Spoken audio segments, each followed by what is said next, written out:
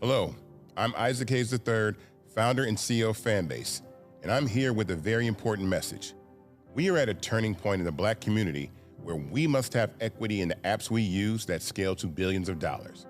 But this time, we own the infrastructure, we own the culture, and we shape the future. And Fanbase is the future. Fanbase combines the free functionality of Instagram, TikTok, and YouTube into an all-in-one platform built for the evolution of social media and monetization. With over 1.4 million users, that's real proof that we are shifting the conversation of tech ownership and equity for creators. So right now, I want you to go to startengine.com/fanbase and invest today. The minimum to invest is $399. That gets you 60 shares of stock in Fanbase at $665 a share. This marks a turning point in Black ownership of social media. If we don't take this opportunity to own social media right now, we will always be customers to our own creations. And that can't go on. So once again, go to startengine.com/fanbase and invest today. We must own the platforms where our voices live, our stories matter, and where our culture drives the world. Thank you. Folks, Black Star Network is here. Hold no punches. I'm real revolutionary right now. Black power. Support this man, Black media. He makes sure that our stories are told. Thank you for being the voice of Black America, Roland. Stay Black. I love y'all. All momentum we have now, we have to keep this going. The video looks phenomenal. See, this difference between Black Star Network and Black-owned media and something like CNN. You can't be Black-owned media and be scared. It's time to be smart. Bring your eyeballs home. You dig?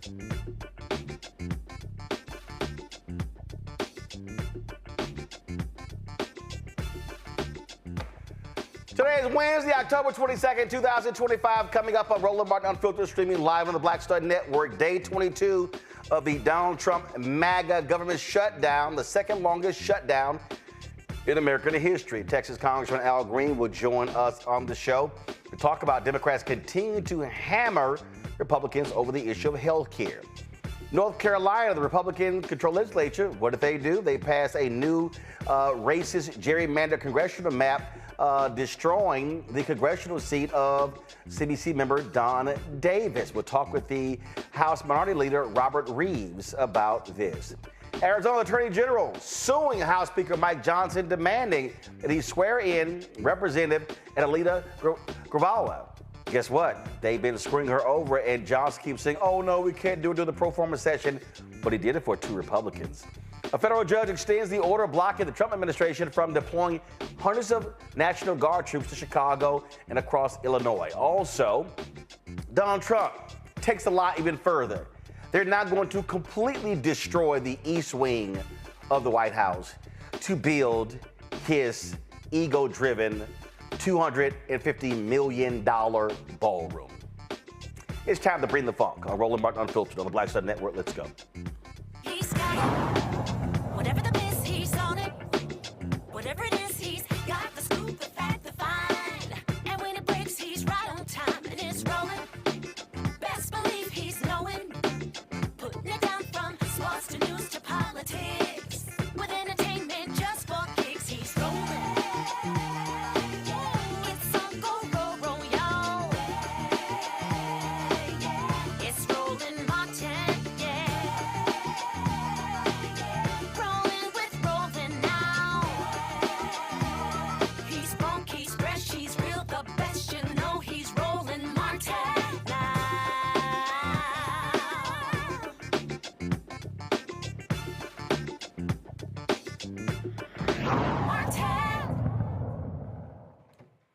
Day 22 of the Donald Trump-MAGA government shutdown, the second longest in history. The Senate voted on the House-passed funding bill to reopen the federal government for the 12th time. It failed. Now Republican leaders have begun to raise the issue of changing the filibuster rules or developing a plan B, with Democrats holding firm on health care subsidies. Now, you have people like, literally, Democrat Senator John Fetterman, who says he supports the ending of the filibuster when it comes to budget issues. Texas Congressman Al Green joins us right now. Glad to have you on the show. So, you know what? I guess, you know, if you're going to go Republican light, just go full Republican.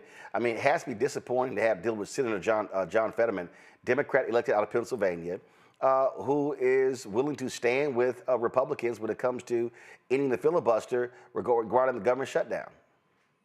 Well, thank you for the opportunity to be on, and it's always a privilege and a pleasure. I heard Senator Fetterman, but I must tell you, some of us Democrats wanted to have that filibuster rule eliminated so that we could pass John Lewis Voting Rights Act. And if we had, we wouldn't be having many of the problems that we're having today, because that John Lewis Voting Rights Act would have prevented much of what Trump is trying to do to steal congressional seats. So I still stand where I stood. I wanted to do it then, and I want to do it now. I think that they could have done this on day one. But the president had a scheme. Dr. King had a dream. The president has a scheme. And his scheme was and is to allow persons to be released because they are persons said to be non-essential workers. And then in doing this, by having other people declare them not essential, he can release them and say, we didn't need them anyway. They weren't essential. They're also prolonging this because they understand that we have the 218th vote necessary to make sure that we get some justice for all of these ladies who suffered as a result of Epstein. I think that letting them do it is something we can't prevent. They could have done it before now. I wish we had done it. And I do believe that our day will come, and the things that are important to us, we will be able to pass. It was Sinema and Manchin that prevented us from passing John Lewis voting rights, George Floyd justice and policing, raising the minimum wage, dealing with comprehensive immigration reform, making sure that LGBTQ community was treated fairly. These are things that I want to see done, and I don't oppose what the senator said, because I've already said earlier, as have many others, that this is something that we should do. Well, the reason I raised that is because it's like, well, it's kind of late because he certainly wasn't saying that when Democrats were in control. That's the issue that I have here. I can see I see your point. Well, I'm consistent, dear brother. I am very consistent. I'm a liberated Democrat, unbought, unbossed, unafraid.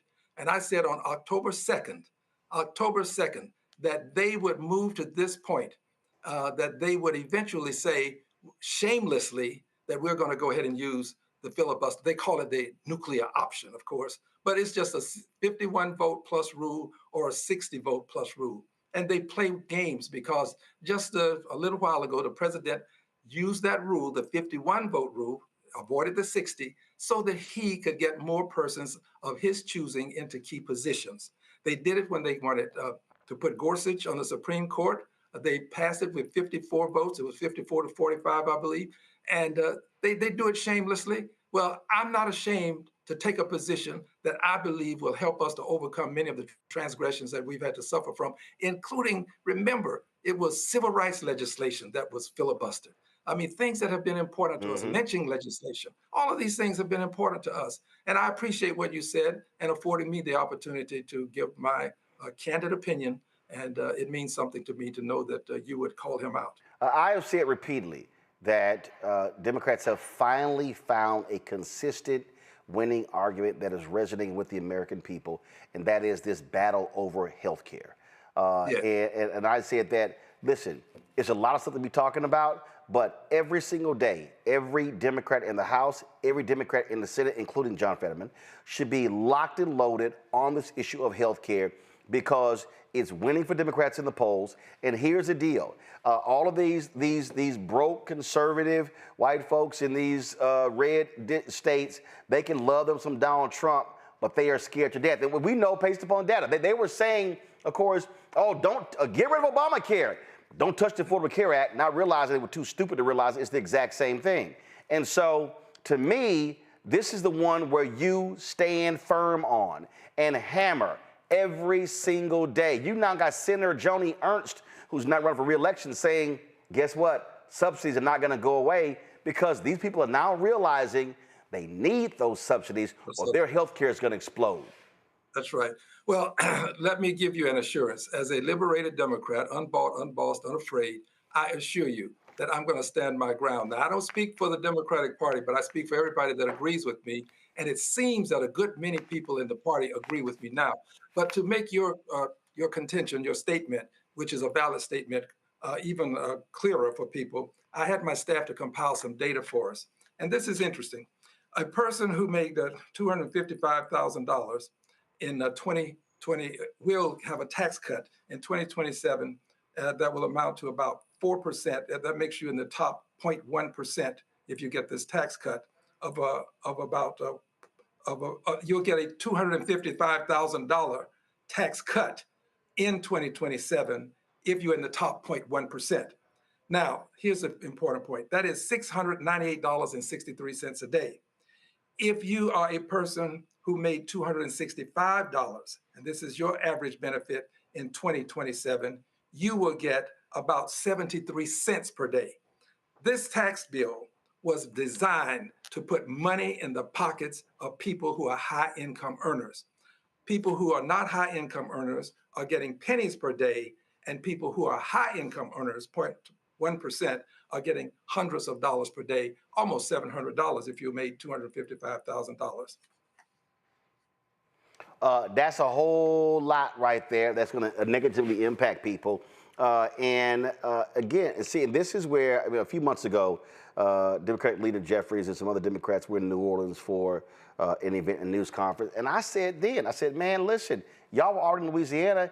You should have had members at every single district office of Mike Johnson, Shreveport, and all those other different places, and showing this is how many people in this district are not going to have health care. And I'm telling you, we see it right now. Now you got these farmers who are crying because of Trump's tariffs, how they're getting screwed as well. All of these people who voted for him and voted for Republicans are now realizing, oh my goodness, we're getting screwed. And this is where Democrats should be saying, hashtag, we tried to tell you. We tried to tell you. And it is an I told you so moment. And sometimes you got to say I told you so. Yes. And it's not just an I told you so for a little bit. In a good many of these states, you're going to pay twice as much for your health care. And in some others, you will approach thrice as much. So the amount that you will pay is going to vary, but it won't be by a small amount. people are going to pay a large amount of money, additional money for health care, because the Obamacare subsidies were there to help people with their health care costs. And I stand by these subsidies. I'm a guy who believes that in the richest country in the world, you ought to have health care simply because you're sick. I'm not a guy who believes that for some reason you've got to sign up 3 times a year or 2 times a year and prove that you are able to work someplace, volunteer to work. They can criticize me for that if they'd like, but I think sick people need health care, and we ought to give it to them because many of these people can be contagious, and they'll cause this sickness to be spread throughout society. So let's just start with the notion that we ought to have health care for people who are sick, whoever they happen to be. If they're sick, they need health care. And those people who say that immigrants are going to get health care who are undocumented, if you go to an emergency room and you are sick, do we turn people away if you've been hit with a car and you're in an emergency room? If we wound you in mortal combat and we don't kill you, we will give you aid and comfort. If we capture you after you tried to rob a bank and we don't kill you, when we hurt you, we'll give you aid and comfort. How can we decide that we are now going to turn away people who are hurt in an auto accident, they get to the emergency room, and we're not going to give them aid and comfort? I stand by people who are sick and in need of health care, receiving health care. And when we do it through the emergency rooms, we all pay more because we all have to cover that cost of additional care at an emergency room, and it costs a lot more. So let's try to give people health care because they're sick in this country. And I want to say this, I want to go back through these numbers again because they really are salient. And this is the point. If you are a person who is in the top 0.1%, and you will get an average tax cut of $255,000. Now that is $698.63 per day. If you are a person who is earning, say, less than $50,000 annually, you will get a tax cut of $265,000. Pardon, yeah, $265. Got to get these numbers right. $265. That's 73 cents per day. So the point is, the wealthy people will get a lot of money, and those who are not so wealthy are going to get pennies per day. The wealthy will get hundreds of dollars per day. Well, keep in mind, they don't want undocumented workers getting health care, but if you're in Argentina, you can get $40 billion to save your economy. Well, but they also want undocumented workers to pick the fruit. They want undocumented workers to work in slaughterhouses. If we kick all of the undocumented workers out of this country, the cost of labor is going to go up. You're going to get more inflation as a result. You're going to have a difficult time finding people to do this work. That's the first thing. But assuming you do, we're going to have to pay a lot more for it. So the impact in society is not something that ends at the border. It begins when those persons are removed from this country. And by the way, this president is doing this because, in his opinion, the United States of America is not white enough. He wants to give us some assurance, some people, not me, I don't need it, but give the country some assurance that we will not have a majority-minority country.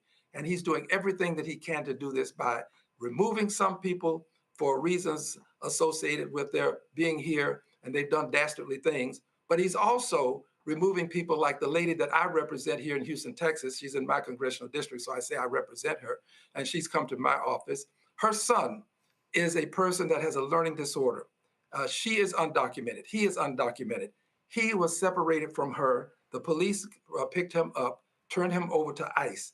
She can't get him unless she shows that she is a documented person. If she shows that she is not a documented person, she and her son will be removed, and then her daughter, who is also undocumented, would be removed. Now, she's here making a living, has committed no crimes, is helping the economy to a certain extent.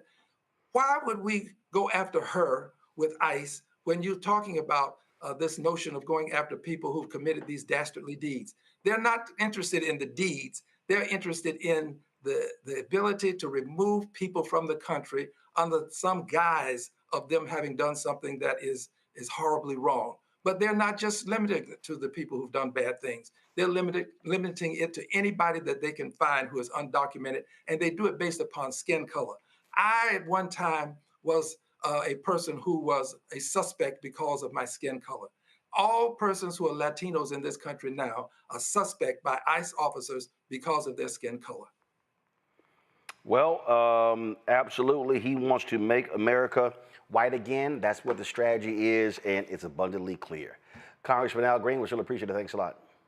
Thank you, dear brother. Thank you. All right, folks, going to a break. We come back. Let's talk about Trump wanting to make changes to the refugee program because he really just wants more white people in the country. Did I not try to tell y'all that in my book, White Fear? We're going to discuss that next right here, Roland Martin Unfiltered on the Black Star Network.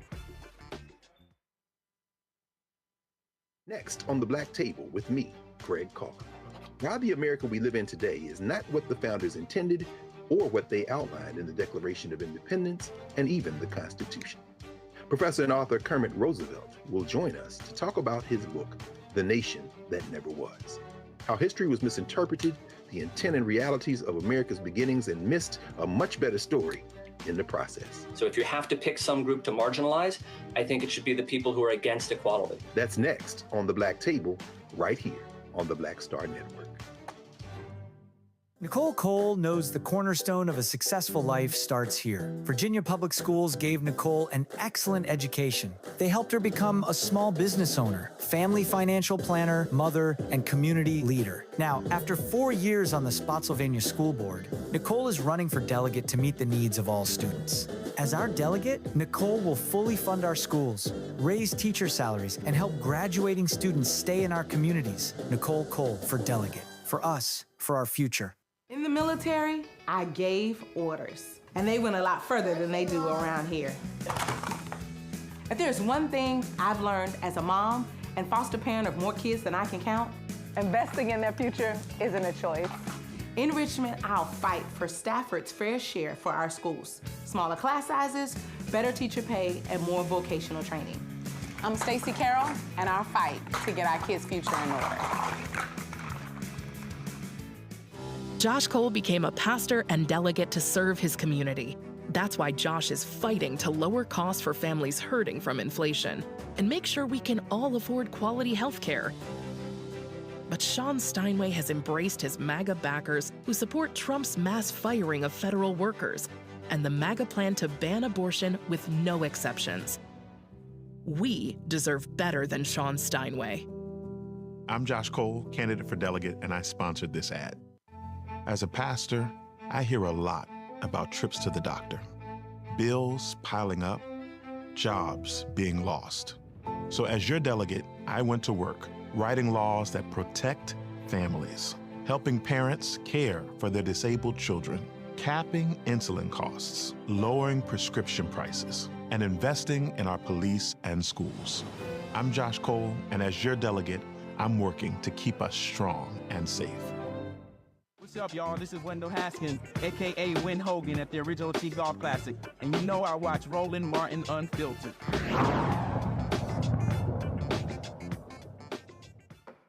Now, how many times have I tried to explain to y'all that Donald Trump cares about white people, Republican Party as well? What did I say in my book, White Fear?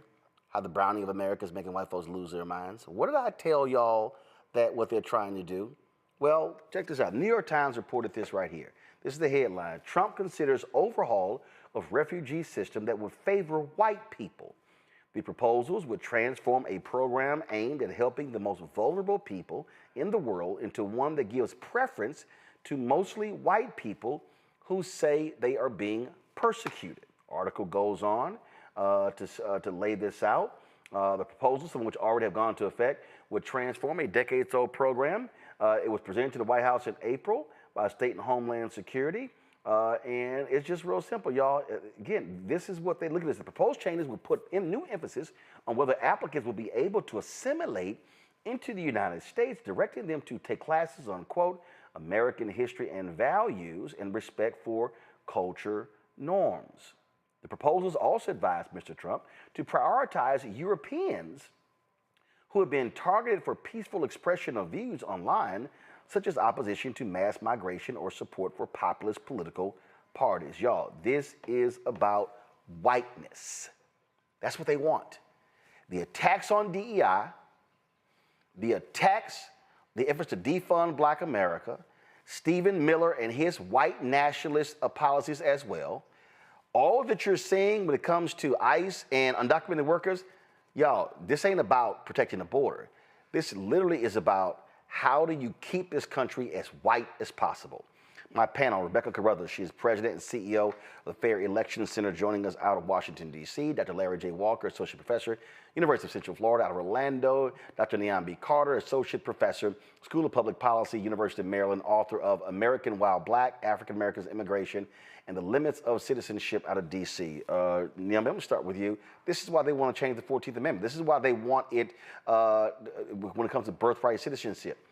Donald Trump and MAGA, Project 2025, is about whiteness, pure and simple, nobody else. Well, absolutely. I mean, we saw that on display this summer when that first crop of South Africans were classified as refugees and then fast-tracked into the country. Meanwhile, we have thousands. Also based upon a lie. They would not be persecuted. White farmers would not be persecuted at all. It was all a lie. Absolutely. South Africans have said this. White South Africans have said this. We know this. I mean, I think Donald Trump's administration has just gotten really good at saying the quiet part out loud. I mean, what we've seen is this systematic effort, right, to make white people victims, not just in the United States, but globally. And also, in this case, to artificially lower our cap for refugees, real refugees, people that have already been vetted, and disallow them to come into the country. It is unfortunate, it's sad, and I think this year they are looking to reserve almost all the seats available to refugees for white South Africans. And the remaining 500 or so, they're only going to do 7,500, which is a historic low, will be for everybody else who speaks English and has positive things to say about free speech or something like that. So this is pretty naked in terms of what this government is trying to do. Larry, it's clear. The hoods are off. They are openly embracing white supremacy, white nationalism. That's what they're doing. Yeah, and now you hit it right on it. I mean, this is first of all, this is an old playbook. I mean, this is not new in terms of what the Republican Party is doing with white South Africans. First of all, it's really sad in terms of the importance of the refugee program in terms of over the last several years, in terms of the individuals who are from war-torn countries who've come to the United States and made major contributions. But this is about Make America White Again. It really is, this issue relating to the shifting demographics, and I think it's by 2042, or whatever the age will be, majority minority country. And, you talked about your book, and I've done some work on this also, is that, is this embedded fear of not being the majority anymore and, what it would mean to be in a minority. And this is impacting, not only those who recently in the United States, but folks who've been here for decades who are still green card holders. We see some of those individuals, whether at airports or in communities, being snatched up by ICE and other entities. But this terrorism, because it's essentially what it is going to continue. And if we don't continue to fight, demonstrate, et cetera. But once again, Roland, we should remind folks that we told them over several months that this would happen if Donald Trump was elected president of the United States. And so now we're all left to deal with this madness, and it's going to continue, and we're going to see a lot of people hurt. Rebecca, the article says this here. According to the rationale laid out in the document submitted to Mr. Trump, America's acceptance of refugees has made the country too diverse. Quote, the sharp increase in diversity has reduced the level of social trust essential for the functioning of a democratic polity. The administration should only welcome refugees who can be fully and appropriately assimilate and are aligned with the president's objectives. What they're saying here is we want white people. We want people as white as possible. White, blonde-haired, blue-eyed, that's what we want. Roland, for all of the people who've always criticized Black folks in this country and have asked the question, why do you all always make it about race? The reason why we talk about race as a Black people in this country is because it has always been about race. We've heard a lot of people talk about how we're in a new Reconstruction. Well, guess what? The last time we were at this low point in our country, when we were at the first nadir in this country, it was during post-Reconstruction. And when we saw the Civil Rights Act of 1875 get demolished during post-Reconstruction, it took about 82 years to climb out of that. So now we recognize that we are in a second nadir. We're in a second low point in this country. We're seeing a resurgence of white supremacy that never went away because it was never actually addressed in this country.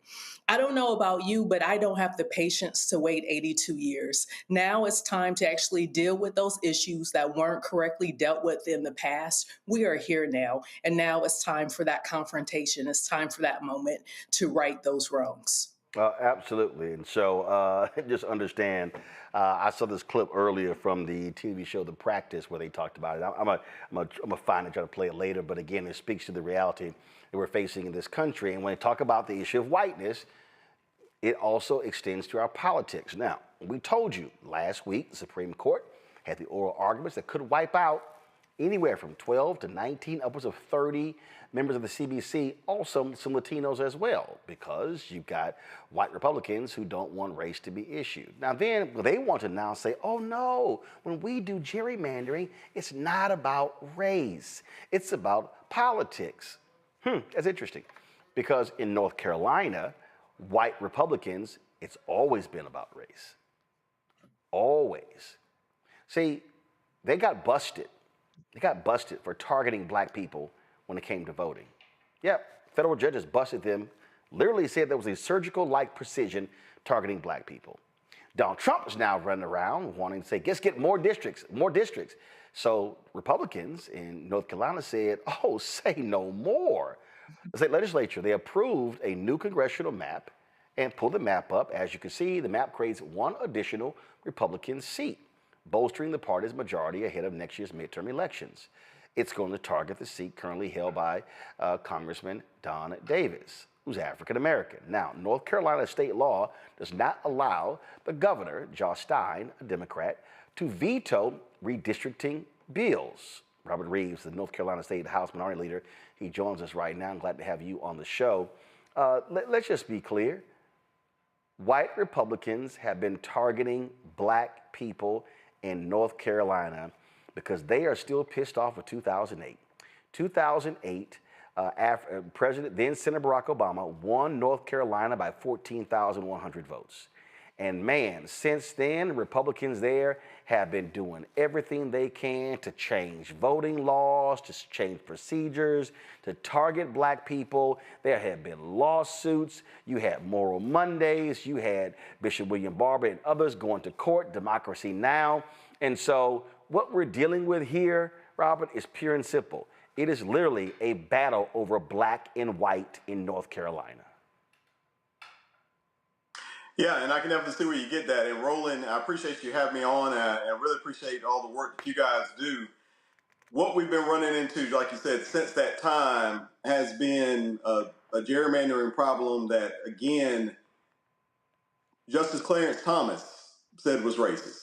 And so with that being said, everything you've been doing since that time has to be viewed with that lens. And that is not accusing anybody of anything. I don't know whatever's on anybody's mind. What I know is that Don Davis recognized one thing. The bill that has been submitted and has been voted on and made law in Congress cannot work for Northeastern North Carolina. It can't work for rural North Carolina. 80% of this state is rural. And it's not just hurting Black people. It's hurting Black people, white people, Latino people, Native Americans, every Asian. Everybody is getting hurt by this thing. And yes, you can't help but notice that Don Davis, who represents a district that took 90 years to get an African-American to represent it, despite the large African-American population, is now being put out of office for whatever reason. And so for the people who will say, well, Ro, I think that, I mean, I hear you, but I think you're just, taking too far. No. Well, you said it, you just said it. Even Clarence Thomas was like, damn, this is racist. I mean, what Republicans were, they literally put it on paper. Hey, can y'all find out when black people vote early? And they saw 70% of black votes were cast in early voting. So they slashed early voting. Then they said, we're only going to have one polling location per county as well. I mean, direct, unambiguous attacks on black people in North Carolina. And what I would say also is, and again, I'm in office. I'm not endorsing, not saying anything about what anybody's intentions are, but what I would say is that I am. If you notice, I understand. If you notice the effect that it's having, I think people got to understand that if we don't speak out, if we don't do anything, then we're basically saying it's okay. And I'll have to acknowledge I was a little unhappy to see that there weren't any faces of people that were being affected showing up today to show their displeasure. We've got to stop sitting on the sidelines, all of us. This isn't on the back of Roland Martin. This isn't on the back of elected officials. This isn't on the back of Hakeem Jeffries. This is on the back of everyone who is worried about what the next generation looks like and what their opportunities are. And until we show that we're serious about this, I'm afraid that you're going to see a lot of this continue. And again, I want to be clear because North Carolina gets real funny and folks get real funny about what you're saying they are or aren't doing. I'm not trying to read anybody's mind. I'm telling you what the effect is. And if that is the effect, that should be taken into account when you're doing these things. Well, see, I'm not reading their minds. I'm reading what they actually said. This is from July 2016. This is a Washington Post article. And I need people to understand, okay? Again, people listen to me clearly. Republicans in North Carolina have been pissed off because Obama won the state. North Carolina used to be one of the worst states when it came to voter turnout. But because people, activists and others were on the ground beating the bush, and then Obama comes in, black voter blows up. And then all of a sudden, North Carolina rises to the top portion of the state, of the country, when it came to voter turnout because of 2008. Ever since then, it's been suppressed, suppressed, suppressed. This is an article, again, in the Washington Post, July 29, 2016. The headline says, "The Smoking Gun Proving North Carolina Republicans Try to Disenfranchise Black Voters." And a federal court struck down the North Carolina voter ID law, and the architect of that was Tom Tillis, later in the United States Senate. You had Pat McCrory and others, and they laid out. They found only 31 individual cases of voter impersonation, and the judges found that the provisions, quote, target African Americans with almost surgical precision. This data showed that African Americans disproportionately lacked the most common kind of photo ID, those issued by the Department of Motor Vehicles, so the legislators did it on purpose. Quote, with race data in hand, the legislature amended the bill to exclude many of the alternative photo IDs used by African Americans. The bill retained only the kinds of IDs that white North Carolinians were more likely to possess. Now, that's not me saying I think what they were doing. These are federal judges who said, yeah, we see what they were doing. Now, let's move forward. You had an opportunity when Sherry Beasley was Chief Justice of North Carolina Supreme Court. And to your point about people falling asleep, this is a perfect example.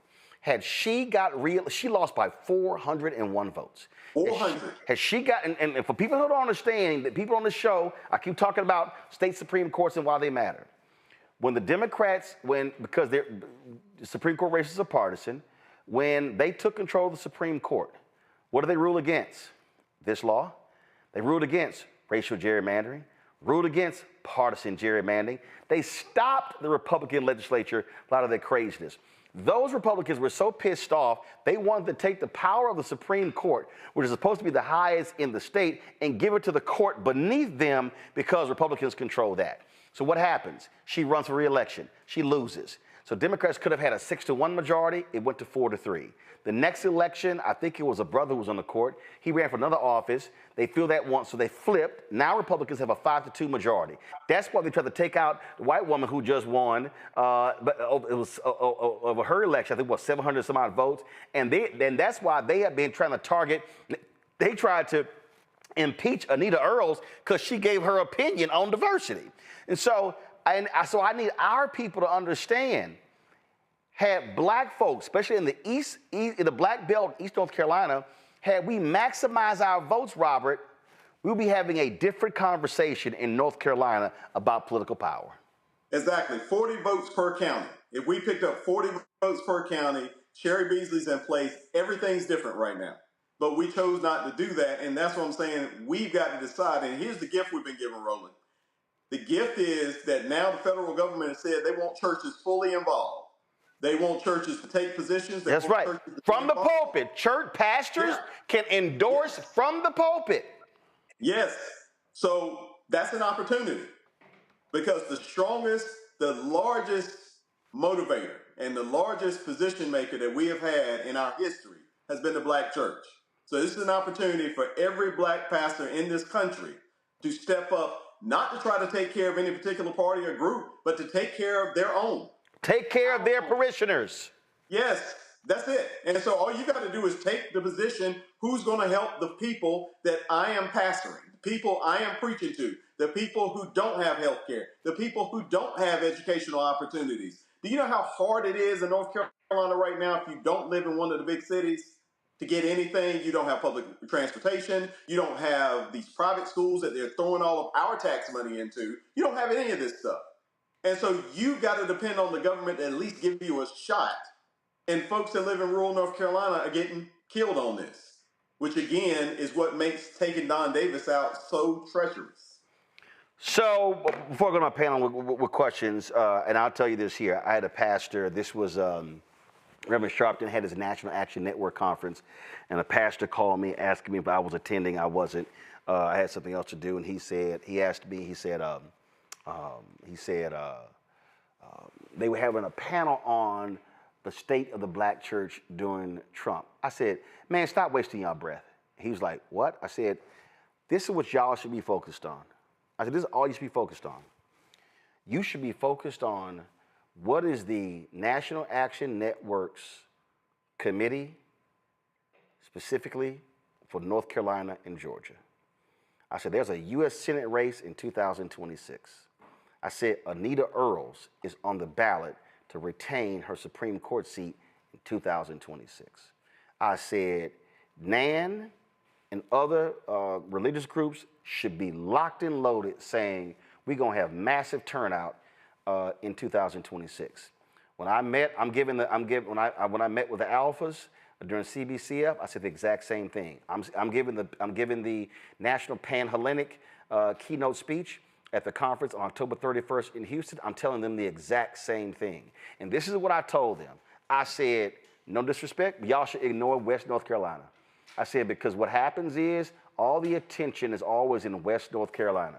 And I'm going to put, and so, I was saying the same thing when I was in North Carolina. I was there. We were broadcasting, doing things for Vice President Kamala Harris. And what I said to them is, what often happens, all of the money, all of the visits go to North Carolina. She made 22 visits during the 4 years to North Carolina, made one visit to East North Carolina, one. And what I said to folks is you got to understand the state, and you know this very well. When you look at the state of North Carolina and you break it down, and what people have to understand. So folks, so go to my iPad right now. Y'all, this is a state right here. If you essentially, let's just say you see Raleigh. If I draw a line, let's see here. No, I'm gonna pull up, give me 1 second. I'm gonna pull, this ad pops up. I'm gonna do this here. And tell me if I'm wrong here, Robert. If I put that line to the left where it says Raleigh, and that line goes straight down, let's say where it says Granville, goes down the way, Harnett, Cumberland. If I draw that line down there, and I say I'm gonna hit everything to the right of that line, that's the richest part of black voters that gets the least amount of attention and the least amount of money to turn out in elections statewide. Correct? Yes or no? Absolutely correct. That is it. And Roland, what is interesting is that I've heard pundits up until recently tell us, well, no, we can't do anything down east. There's not much hope or anything of that sort. And you're seeing numbers of 30% population in the county, 40% populations in counties, and we're just not going out there talking to them. Just go out there and talk to them, tell them what's going on, and then come right back. And I'm glad you brought up activating the alphas. I've activated my fraternity, Kappas, and I mean, and the local Kappas have gone crazy about trying to get out here. They're canvassing now. And my question is, why is the Divine Nine not doing this? I mean, we've got an opportunity. We can knock doors every day until 26. Right. You don't need permission. They will welcome us. You'd be shocked. I was shocked. I never knocked doors before I ran for office. I was shocked at how happy people were to see me and to see us and to see faces they felt they could relate to. And you'd be shocked at how many people want to help us do that. I had organizations call when I talked about the activism of, and I give out a shout out to Tony and my Raleigh alumni chapter. But when he was talking about, look, I want to canvass, I want to do these things, I want to organize. They said, free training. You tell us when to show up, where to show up. We will train you. We will talk to you. We will help you. We will attend. We will stay out of the way if you want us. But there is no reason. We had a bill last year that would all but effectively shut down the Divine Nine on all campuses in North Carolina. I mean, think about that. Look at what just happened at UNC Chapel Hill. 52 years they've been part of that lounge and then just taken, just like that, like they were never there. And we're not standing up. Think of the athletic money that you've got. You think of all of the people that we have. At one point in time, we had 2 black billionaires in North Carolina. Why aren't we activating these networks? So I'm with you. I mean, it's all this opportunity, and we're just letting it go. Questions from the panel. Rebecca, you first. Thank you so much for being on the show tonight. So I lead a national voting rights nonprofit. We do a lot of work in North Carolina, including work on college campuses with organizing those campuses for civic engagement. We do nonpartisan work, but how can nonpartisan organizations such as Fair Election Center support to make sure that when redistricting happens, that it's fair, is following the law, and it's not having a negative impact on marginalized communities? Well, I tell you, that's a great question. I appreciate you asking that question. Nonpartisan groups have a special opportunity because the lines have been drawn so well. And I apologize, I guess that sounds like a pun, but I'm saying in the sense of there are folks who feel like everybody should be voting. There are folks who seem to feel like everybody shouldn't be voting. And if you believe in voting, it's a pretty easy thing. Here are the ways that we can make it easier to vote. Here is how voting affects you. I went and talked to a group of college students last night. And one thing I walked them through is how there is no business in America that has not become successful because of the government taking interest in that business. Boom. And writing stuff that would help those businesses go forward. I went to speak at... No. Stop. No, stop. Oh, I need you to repeat that again for the people in the back who don't understand, who say, government don't do nothing in my life. Government ain't got no impact on my life. Every business knows that's a lie. Go ahead, say it again. And that's why these businesses spend so much money in elections. That's why Citizens United was such a game changer. Because now businesses can say, this is going to help my business. I'm going to pour money into it. We just had that happen here in North Carolina. We got a brand new industry that didn't exist because the business donated some money. At least that's what it appears. Red Speed donates the money. Suddenly they've got traffic cameras deciding about who's going to get caught for speeding. Not police officers, not anybody else, but traffic cameras. Literally, no business in this country has become successful without government stepping in, changing regulations, helping them with loans, helping them with the ability to attract loans. Finance Magazine said you can see where redlining will or won't happen just by the representation that somebody's got. Just that simple, because the government's the only ones that can lean on a bank to say, you've got to help these folks out just like you're helping everybody else. Yep. There are tons of government money out there you're never going to have access to if you're not involved in government. Larry. Yeah, thank you for taking time this evening. And you hit on some things. You talked about the Divine Nine and maybe certainly some failures in terms of political activism. As we move closer to the midterms, what does black political activism, what will look like in North Carolina? Do you need to consider non-traditional approaches? What is it going to look like now, particularly as we're talking about gerrymandering? Hold on, Rob, before you answer that question, we're not moving closer to the midterms. We are in the cycle now. Right now, we're in it now. Robert, go ahead. Yes. And what I would say to that is simply this: you can always be innovative, but I'm telling you, there are things that work that we just don't utilize, and that's the problem. You don't have to reinvent the wheel. I am telling you factually. How do I know? Because we had a race in North Carolina in one of our districts, state house districts, that got decided by 400 votes. Republicans spent almost $2 million to just knock doors, to pay people to knock doors, which means they know that it works in areas. Hold on. Hold up. The Republicans paid people a total of $2 million to knock doors. Democrats, stop expecting us to knock on doors for free. Robert, go ahead. There you go, Roland. There you go. I ain't got a problem saying it, but go right ahead. Stop expecting people to volunteer. Do you know how many people that are working 2 jobs that would love to give up their second job if you just give them the money to supplement? They believe in your cause. They just need help. We can't afford to just stop. You can't even afford to serve in that General Assembly right now. We get paid $13,000 a year, and we run almost the full 2 years. So that means that you got to have a job that pays you enough money to supplement, and on top of that, gives you the leeway to leave, miss work for weeks on end, and then come back and pretend like nothing has happened.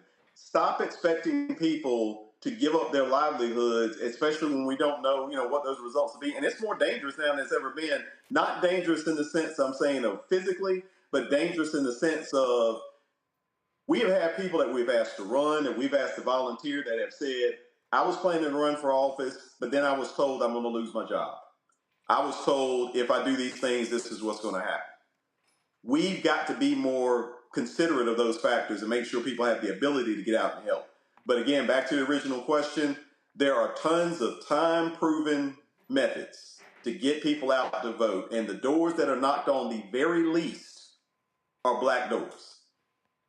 Niambi. They want to hear what's happening. Thank you, Robert. I think this is really important. I'm a former North Carolina resident. My family lives in District 1, so I am very aware of many of the issues that are happening. Right, my family's from Warren County, Halifax, and Vance, and so it's not surprising, given the way that these places have historically been treated by the state, that this would happen yet again, right? But this is also the same place that was the home of the environmental justice movement. Yep. These people were not the most well-resourced. These people were not the best educated, but they knew something was wrong in their communities. So how do we tap into that spirit again? And also, how do we bring in this generation of young people? Because we have high dropout rates in this very same district. We have a lot of also very motivated college students in and around District 1 and other parts of Eastern North Carolina. So how do we mobilize those young people who want to do something and are actually in a place where it matters? The margins are what's making elections in these places in and around the state of North Carolina. So how do we bring those constituencies together of young people along with this spirit of our elders who showed us that laying down in the street can be a really effective way to get some movement and some traction if you need to. And you don't have to know everything about an issue to do that. Robert, while you're talking, we're actually playing the video of when the head of the EPA, Michael Regan, was there in North Carolina announcing these monumental changes. We actually were the only media outlet broadcasting live from there. So go right ahead. Exactly. And I think that's such a wonderful point that you brought up. Everybody thinks that you got to have this background, this training, all this kind of stuff. All of us do. I thought that. When I got elected, I was scared to death to go up there because I was just like, I wasn't ready for this. I wasn't planning to do this. And then you get in, you realize all that matters is you work and you try. And people will reward you for effort. Again, I bring back up talking to these college students. You will hear the narrative when it's a bunch of adults in the room saying these kids don't care, these kids won't do this, these kids won't do that. And then you go talk to them, and all they want somebody to do is come to them and say, hey, what's going on? How does it connect to me? And tell me how I can change things. And when they find that out, they will outwork everybody in the room. And if you do this in Northeast North Carolina with the history that it has, it would be amazing. The environmental justice movement was one of the most important movements that we had going on in North Carolina, because one of the things folks didn't realize is how bad black people were affected and other minority groups by this. I mean, that goes through hog farm fights and all these kinds of things. but you've got to let people know. And we just don't talk to people. And it's not one of those things, and I appreciate what you guys are doing even today. It's not something where you can place all the blame on any particular group. It's a lot of people that have just decided that we're not going to go out here and talk to these folks or educate them because they don't fit some narrative. And I'm telling you, there is not a human being breathing that you shouldn't be talking to. I'd be talking to people 14 and 15 too, because at some point they're going to be voting. Start with kids early. I started with my kids. I started with my kids when they were young and just telling them, here are the issues. Here are the ways that they affect you. Here are the things that you can do to change it. This is what you got to do. But we've all got to have those conversations. We can't depend. We're not going to have another Barack Obama in our lifetimes, most likely, simply because we don't appreciate how great a person he was, how magical he was for the moment. We're not going to have another William Barber in North Carolina anytime in our lifetime. You've got to take it upon yourselves, all of us, to say that we're not going to let moments pass where we don't have these discussions with people. Well, I'm going to say this here. You've got, there's a lot of excitement on the Democratic side because you've got former Governor Roy Cooper running for the United States Senate. I've already reached out to his campaign for he and I to have a conversation. But this is also what has to happen. And this is where, and I think this is important for, I think for you, for Congresswoman Alma Adams and Davis, and let's say grassroots folks. And that is, it has to be a very loud and clear statement made to the white strategists. Let me be very clear, to the white media strategists, to the white campaign strategists who control the money, to say, y'all want to dump all your money on television? You better put your damn money on the ground. And the reality is, because see, we went there. We were there. We were there in churches in Rocky Mount. We went to Elizabeth City. We went to Fayetteville State. We did broadcast from those campuses. And what people need to understand is, you got to be there, and you got to be. It has to be constant. You got to be knocking on doors 4, 5, 6 times. The money has to be there. And I'm gonna keep challenging the D9, and I'm gonna keep challenging Prince Hall Mason. I'm sorry. I keep saying the Eastern Star as well. I'm tired of having all these black groups and we meet. And, well, what are we meeting for? How do you use your power? But we got to put pressure on the folk with money to say, you keep spending money, but then you want us to be sharecroppers. You want us to volunteer, work for free, and turn out votes to see strategists and others get rich. No, you better put that money on the ground. And I'm telling you right now, that seat in North Carolina can be flipped. Georgia can be held. We can actually defeat these people. And here's the piece. Anita Earls gets reelected. 3 of those state Supreme Court seats Republicans hold are up in 28. Absolutely. They can get taken out. And so if those can be flipped, all of a sudden you win those 3 in North Carolina and 28, all of a sudden Democrats have a majority on that state Supreme Court, and they can come back, because the Republicans did this here. For people who are watching, the Democratic-controlled Supreme Court had made judicial rulings. When the Republicans won in November, they came back 3 months after the initial ruling and said, oh, we're going to consider these cases again, and overturn those rulings. So guess what? Exactly. Payback is a mother. That can happen again. But we have got to maximize our numbers, and I'm telling y'all, the path to victory in North Carolina is in the black belt of the eastern portion of the state.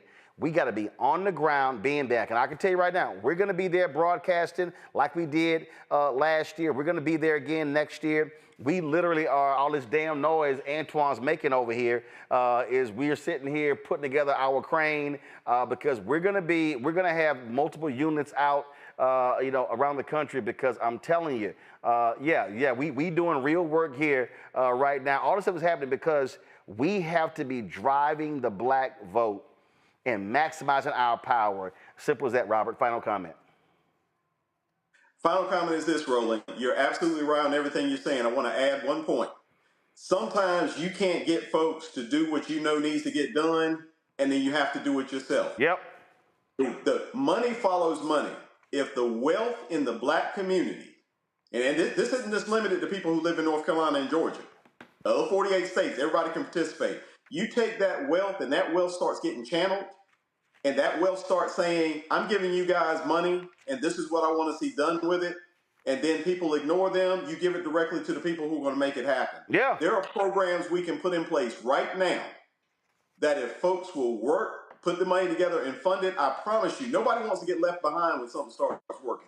That's the great thing about politics. They see something working, everybody's going to join in. But when we can't go and say, hey, look, these are the people who have put their stake in, it's hard to get other people who already don't think like you to then turn around and give you the money. But when I can walk in and I can say, here are these millionaires, these black millionaires, who have for this all of this time been important parts of your machine.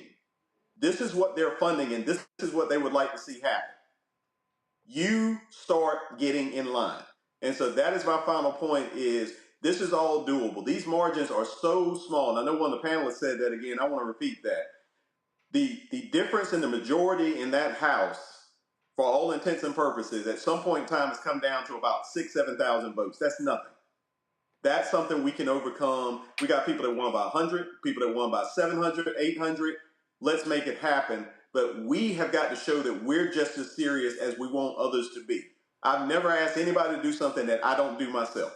And so that's what I would ask, and that is my plea. Thank you, Roland, for what you're doing. Can't wait to see you down in North Carolina, and can't wait to go down east with you. Because we got a lot of great people that want some help and want some change. Well, I've told our people, look, give to the Black Voters Matter, groups like that who are on the ground. I said we can fund it ourselves. And listen, when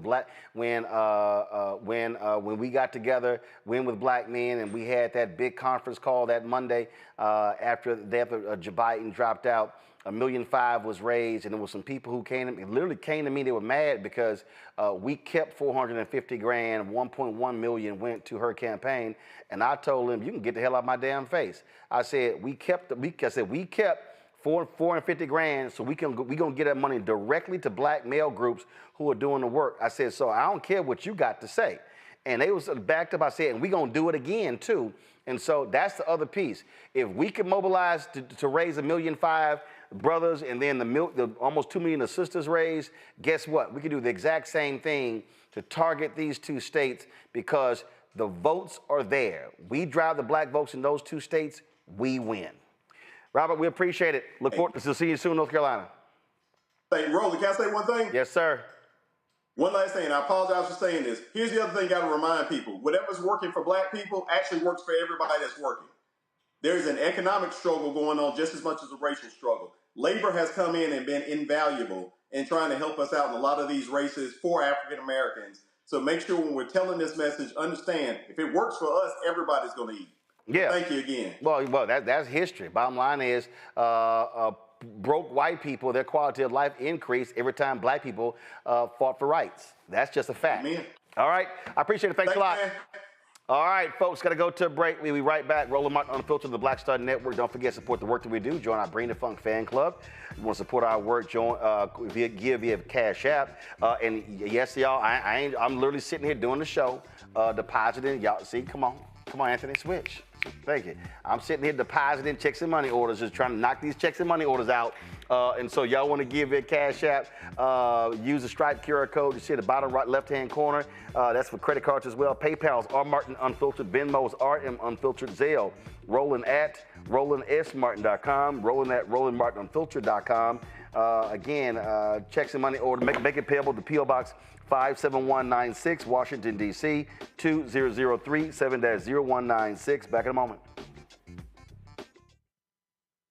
Nicole Cole knows the cornerstone of a successful life starts here. Virginia Public Schools gave Nicole an excellent education. They helped her become a small business owner, family financial planner, mother, and community leader. Now, after 4 years on the Spotsylvania School Board, Nicole is running for delegate to meet the needs of all students. As our delegate, Nicole will fully fund our schools, raise teacher salaries, and help graduating students stay in our communities. Nicole Cole for delegate. For us, for our future. In the military, I gave orders, and they went a lot further than they do around here. If there's one thing I've learned as a mom and foster parent of more kids than I can count, investing in their future isn't a choice. In Richmond, I'll fight for Stafford's fair share for our schools. Smaller class sizes, better teacher pay, and more vocational training. I'm Stacey Carroll, and I'll fight to get our kids' future in order. Josh Cole became a pastor and delegate to serve his community. That's why Josh is fighting to lower costs for families hurting from inflation and make sure we can all afford quality health care. But Sean Steinway has embraced his MAGA backers who support Trump's mass firing of federal workers and the MAGA plan to ban abortion with no exceptions. We deserve better than Sean Steinway. I'm Josh Cole, candidate for delegate, and I sponsored this ad. How you doing? My name is Mark Carey, and you're watching Roland Martin, unfiltered, deep into it, like pasteurized milk without the 2%. We getting deep. You want to turn that shit off? We're doing an interview, motherfucker.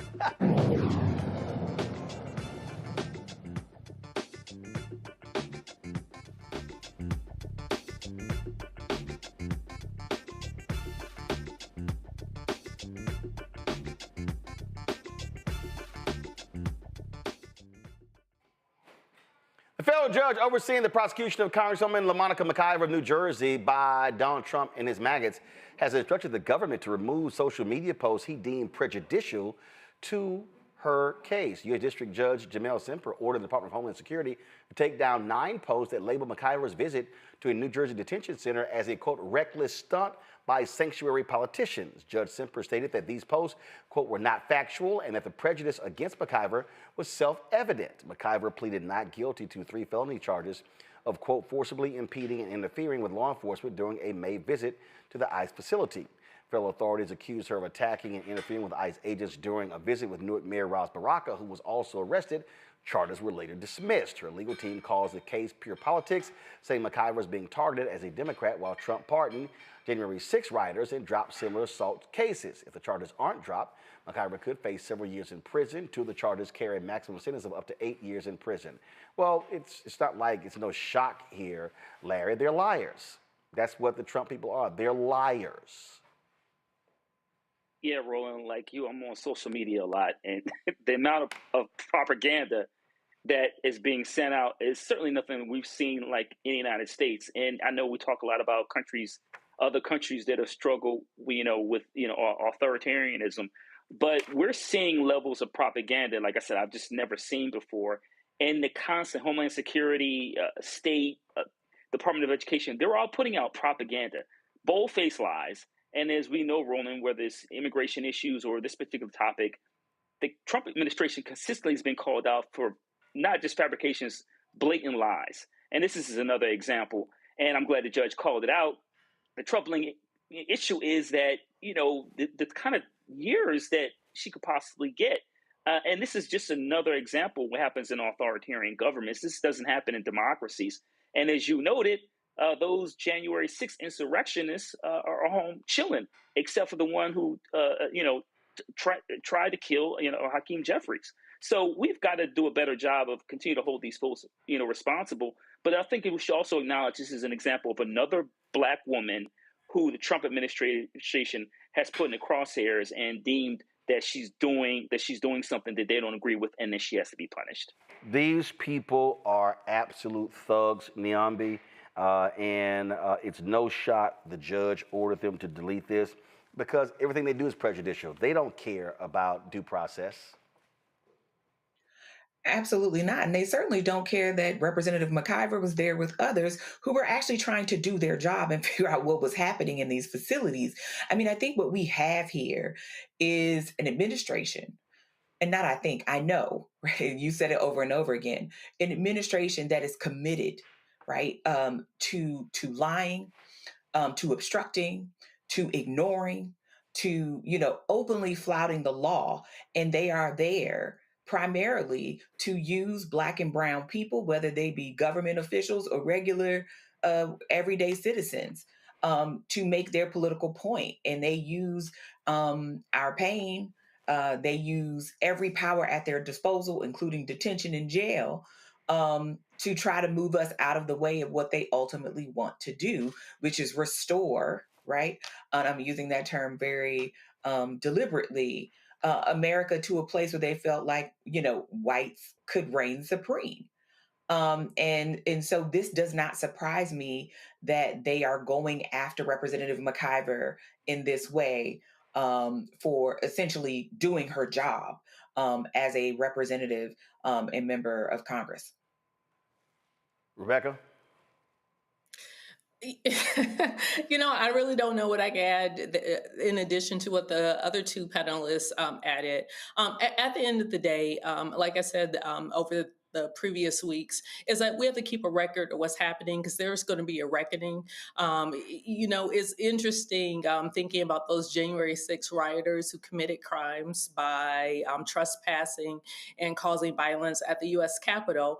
And, if we are to believe some of the reports that are out there, there's reports that there's possibilities that some of these folks are now working for ICE. So it's, at the end of the day, I do believe that the Congresswoman will be fine. However, what we're watching is not normal. It's not okay. It's not fine to watch how First Amendment rights and things that ordinary Americans protest or do to stand as witnesses is now being criminalized. And now there's whole swaths of people who are doing that pro-democracy work who are being labeled as domestic terrorists. So we really have to keep our eye on this and understand this is not normal. And we have to make sure that young people also understand that this isn't normal in this country and it's not business as usual. Well, speaking of what's not normal, the constant lying by that idiot Donald Trump. Now, remember when he said that, for his big, beautiful Mar-a-Lago type ballroom, they were going to, we're not even going to touch the East Wing. We're not going to touch it. We're not going to touch it. So what ended up happening? He lied. They're now demolishing the East Wing. They're now demolishing it. And now the National Trust for Historic Preservation, they finally woke the hell up. And so they decided to actually send a letter today, kind of stupid after the fact, saying that the National Trust for Historic Preservation, which is a private, charitable, educational, nonprofit corporation, chartered by Congress in 1949 to further historic preservation policies of the U.S., they say this proposed construction of a 90,000 square foot ballroom that, it acknowledges the utility of a larger meeting space at the White House. But they say we're deeply concerned that the massing and height of the proposed new construction will overwhelm the White House itself. It's 55,000 square feet, and may also permanently disrupt the carefully balanced classical design of the White House with its two smaller and lower east and west wings. Wow, y'all finally woke up. Now, mind you, in the letter, y'all, they literally and it says, the federally recognized Secretary of the Interior Standards for Rehabilitation offer clear guidance for construction projects affecting historic properties.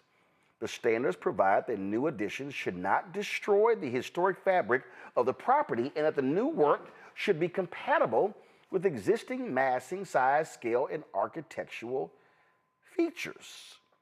We respectfully urge the administration and National Park Service to pause demolition until plans for the proposed ballroom go through the legally required public review processes, including consultation and review by the National Capital Planning Commission and the Commission of Fine Arts, and to invite comment from the public. Where exactly have they been, Rebecca? Now you're saying, pause demolition. Can y'all play the video again? They're tearing the shit down. Trump has already said, we're going to tear down all of the East Wing, all of it. And to that particular point, Rebecca, this is what the Washington Post put out. This is going to be the what it's going to look like. That's how massive this ballroom is going to be. And absolutely, it is going to overwhelm the size of the White House. But when you are an egomaniac narcissist, you're building a monument to yourself. And so all he's trying to do is recreate Mar-a-Lago. This is a joke. Roland, I had a meeting over by the White House yesterday, and I actually walked by the White House to look and observe and to actually watch the demolition happen, and took pictures and video because it's ridiculous. We could talk about the aesthetics of it because it's stupid. I also promised my dad that I was not going to cuss tonight, so I want to try to say this while cussing. You know damn well you want to cuss. You know you want to cuss. Go ahead. I want to so bad. Can we talk about the security aspects of this? Do people realize realize that there's a bunker underneath the East Wing that is the equivalent of a skiff? Do people really understand what that means? Like, so we have these people who didn't go through regular order, who are now we don't even know if they pulled the proper permits. They haven't been vetted they haven't been vetted by the Secret Service. We really don't know who these contractors are, who they're subcontracting out to. We really don't understand the integrity of the products and the construction pieces that they're using to do this work. This is a huge national security problem. This is going to be similar to like in the 80s when at the end of the Cold War, how throughout DC there was lots of holes punched into the walls because of all of the bugs that were inserted all across DC. Do people really understand the security issues that's coming out of this? You can't just all of a sudden destroy half of the White House. That's not how any of this works. It's not, and here's the thing, it's not safe for the president. It's not safe for anybody who works in his administration and who does business or who works every day in the White House. Like, there's a huge safety issue here. So we could talk about the aesthetics. It's ugly, but the security issues. Like, who thought that this was a good idea? Easy. One person who believes I can do whatever I want. I love this video here from The Daily Show. I think this pretty much sums it up. They took, of course, the theme song from the television show The West Wing and called it the East Wing. Listen. On this season of the East Wing. It won't interfere with the current building. It'll be near it, but not touching it. Well, we know that was a lie, but that's what Donald Trump does, Larry. He lies, and lies. Democratic leader Hakeem Jeffries actually also addressed the issue as well. Watch this. The Republican health care crisis grows worse by the day, and yet Republicans remain on vacation for the fourth consecutive week. Donald Trump is once again preparing to fly out of the country. The East Wing of the White House is being demolished so that Donald Trump can construct a ballroom where he will be celebrated like a king. And at the same time, Trump is trying to rob taxpayers of $230 million to continue to line his pockets. Now the New York Times there is reporting that they may even do a deal for all people who give big money. They're going to etch their names on the side of the wall. Yeah, so a couple things, Roland. Yeah, this is going to be like the Amazon White House experience, right? So it's super bizarre because I thought this was, when I first saw the video, I thought it was fake because I'm like, this makes no sense. But of course it's not. It's like a bad episode of The Simpsons or South Park or something. The other thing, Roland, is I think the point we're missing here in terms of this demolition and creating this ballroom is he doesn't plan on leaving. I don't think people understand this, right? He's recreating Mar-a-Lago because he plans on being here for several more years. Oh yeah, that ugly ass patio. He just paid over the Rose Garden for that ugly ass patio. Yeah, somebody said this here. They said, one person said that I will vote for the candidate as it says in 2028. My first action to bring a demolition to that ballroom and the patio. I'm with him. Go ahead, Larry. Roland, he plans on being there. Authoritarianism, this is how it works. People need to start reading up on authoritarianism. But yeah, and listen, if this was Barack Obama, they would say it was ghetto. It makes no sense. It's an abomination. And like I said, I lived in D.C. for a number of years, worked on the Hill, been in the White House a number of times. I never imagined we would see something like this. I did. But I think also people, well, yeah. No, I mean, the moment the Supreme Court said, oh, you do whatever you want, he went, oh, hell yeah. They have given me permission to judge. He said, I can do whatever I want. I am above the law. That's why I was like, yeah, y'all gonna give my $230 million. Oh yeah, give me that $400 million plane. We're gonna retrofit it. Then y'all gonna give it to me, to my library when I leave. Bro, come on, man. Yeah, it's unbelievable. It's super tacky and embarrassing, but this is what a lot of folks in America vote for. They voted for this. And like I said, they have Amazon or some other company's name, plastered somewhere on a plaque on a White House or on the side of the building instead of having health care. But this is where we are in America. And like I said, it's tacky, but you shouldn't expect anything less. Niambi, I said this before, I say it again. If I'm a Democrat running and I win, I ain't asking permission for shit. Mm-hmm. And then when Peter Ducey with Fox News to run, you ain't say a damn thing about your boy. Shut your ass up. When Sean Hannity start running, White House press secretary should say, Sean Hannity, kiss my ass. Laura Ingraham, kiss my ass. Fox News, all y'all can kiss my ass. That's literally, I'm telling you, I want the most gangster Democratic press secretary. I ain't even calling on Fox News for the first 6 months. Mm-hmm. That's me. Go ahead, I'm sorry. And I think, to what everyone said, I mean, even thinking about this building as something that should be changed, right? Because you think about all the iconography of the White House it's the seal, it's everywhere. And that's not going to be what it is anymore.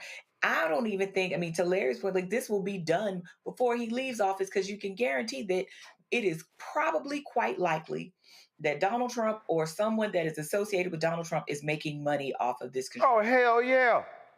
And so there is no rush to finish this, especially if he sees himself as just sort of being permanently installed here.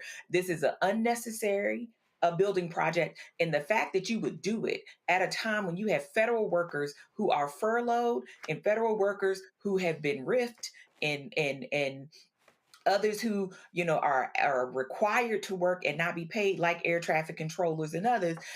It is extraordinarily cruel to do this while people are staring down the barrel of no SNAP benefits, no EBT benefits, right? Like all of this is happening at the same time that we can find billions of dollars to send to Argentina to make room for white South Africans to, build this, along with buy 2 jets for Kristi Noem and her outfit. And you can't figure out how to make sure that people get paid, how to make sure that Americans are employed. If people aren't alarmed, not just by the historical and the security aspects, which are very legitimate, just the optics of such opulence being created while people are literally not knowing where they're going to get their next meal or how they're going to provide for their families. If that doesn't make anybody upset, I don't know what will. Oh, yeah. This is what they're doing. And so this is how the thugs roll. All right. Roland. Yeah. Roland, it occurred to me, it's an old building, and Trump probably got tired of Black folks saying we built that house since enslaved and free Blacks built it. But what about asbestos? It probably has asbestos, and they're not doing any type of remediation. It's about to be a bunch of sick people. They don't care. He don't give a damn. He don't give a damn. He's doing whatever he want to do. He don't give a damn. His whole deal is, I don't care. Y'all can't stop me. And the Republicans, them punk asses, they ain't saying nothing either. So you have a bunch of people who's going to end up suing the federal government because they got sick because of this. He don't care. He don't give a damn. He's like, whatever. Whatever. That's how these thugs roll. All right, y'all, going to a break. I'll be right back. Roland Martin Unfiltered on the Black Star Network. As a pastor, I hear a lot about trips to the doctor, bills piling up, jobs being lost. So as your delegate, I went to work writing laws that protect families, helping parents care for their disabled children, capping insulin costs, lowering prescription prices, and investing in our police and schools. I'm Josh Cole, and as your delegate, I'm working to keep us strong and safe. If in this country right now, you have people get up in the morning and the only thing they can think about is how many people they can hurt, and they got the power, that's the time for mourning. For better or worse, what makes America special, it's that legal system that's supposed to protect minorities from the tyranny of the majority. We are at a point of a moral emergency.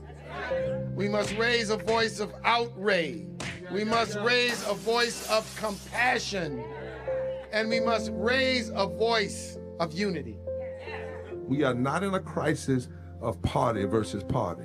We are in a crisis of civilization, a human rights crisis, and a crisis of democracy itself. And guess what? You've been chosen to make sure that those that would destroy, those that would hate, don't have the final say, and they don't ultimately win. Now that Roland Martin is willing to give me the blueprint, hey, Cyrus, I need to go to Tyler Perry and get another blueprint because I need some green money. The only way I can do what I'm doing, I need to make some money. So you'll see me working with Roland. Matter of fact, it's the Roland Martin and Cheryl Underwood show. Well, should it be the Cheryl Underwood show and the Roland Martin show? Well, whatever show it's going to be, it's going to be good.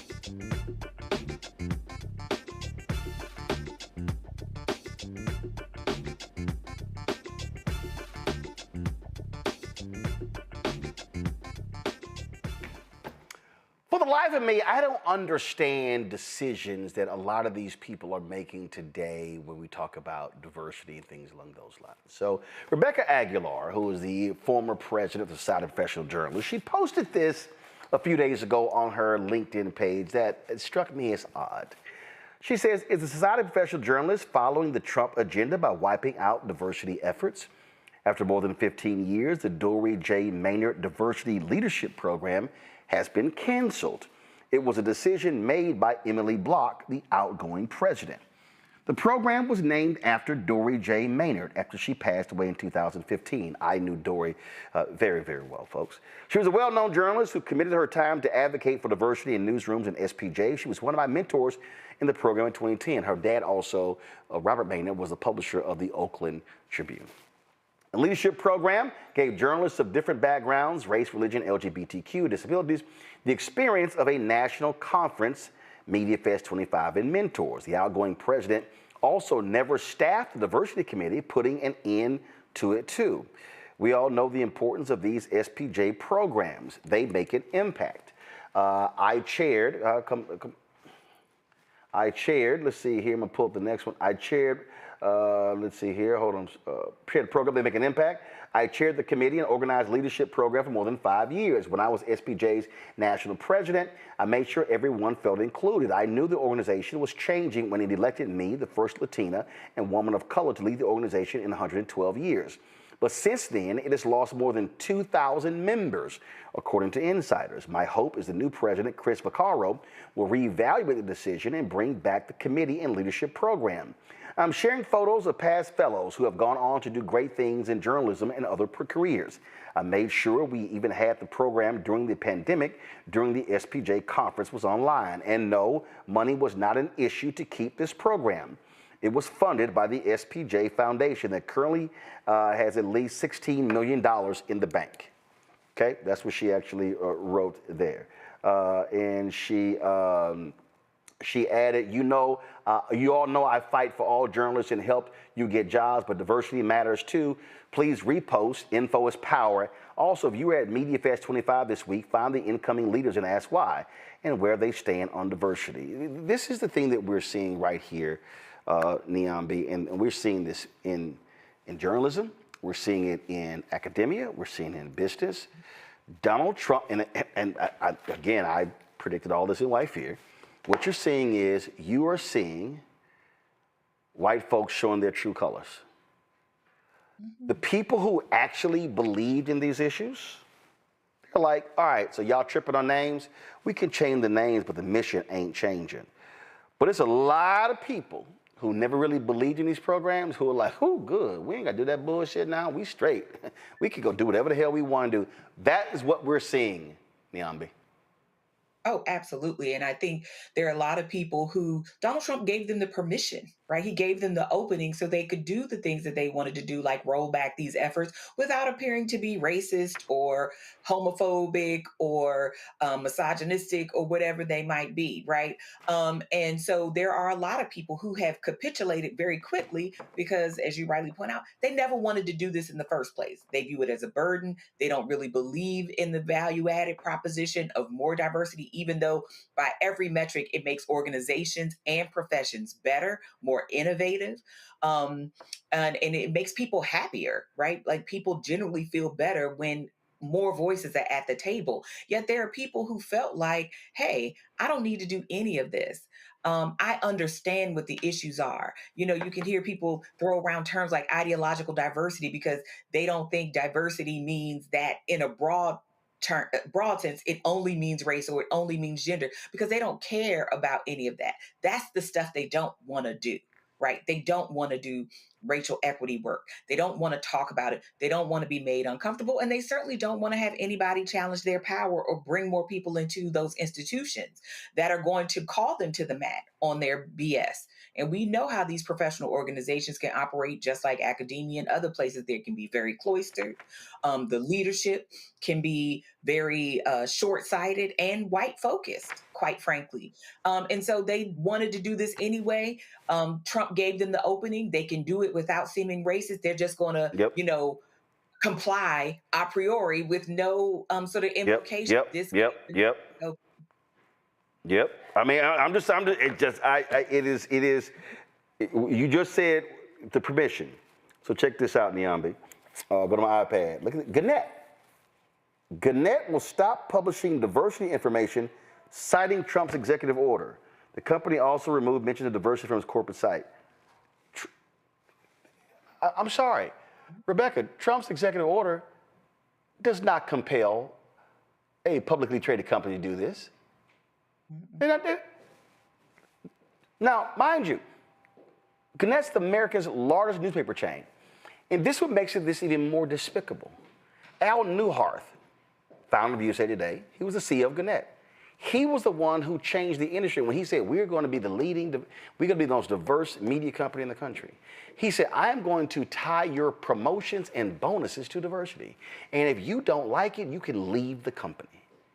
And by that action, he forced Gannett to change. And every other media company had to keep up because they were losing minority talent. And so I don't understand what SPJ is doing. And so the new president, and I'm vice president digital for the National Association of Black Journalists, trust me, he's going to be hearing from me because this is idiotic. That why would you get rid of a leadership program that has been effective?